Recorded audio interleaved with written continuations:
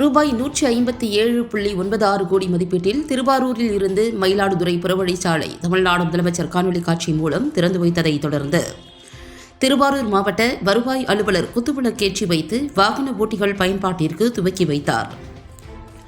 திருவாரூர் மாவட்டம் நன்னிலம் தாலுகா சன்னாநல்லூர் அருகே நெடுஞ்சாலைத்துறை மற்றும் சிறு துறைமுகங்கள் துறை சார்பில் சென்னை கன்னியாகுமரி தொழில் தட திட்டத்தின் ஒரு பகுதியாக ஆசிய வளர்ச்சி வங்கி நிதி உதவி ரூபாய் 157.96 கோடி மதிப்பீட்டில் திருவாரூரில் இருந்து மயிலாடுதுறை சாலை வரை அகல இருவழி சாலை புதிய புறவழி சாலை பணிகள் நிறைவடைந்ததை தமிழ்நாடு முதலமைச்சர் காணொலி காட்சி வாயிலாக திறந்து வைத்தார்.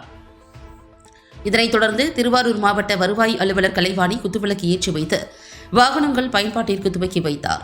இந்நிகழ்வில் கண்காணிப்பு பொறியாளர் செல்வி, கும்பகோணம் கோட்ட பொறியாளர் லட்சுமிநாதன், திருவாரூர் நெடுஞ்சாலைத்துறை கோட்ட பொறியாளர் வீரப்பன், உதவி கோட்ட பொறியாளர் மாரிமுத்து, நன்னிலம் பேரூராட்சி தலைவர் ராஜசேகர், நன்னிலம் திமுக நகர செயலாளர் பக்கிரிசாமி ஆகியோர் கலந்து கொண்டனர்.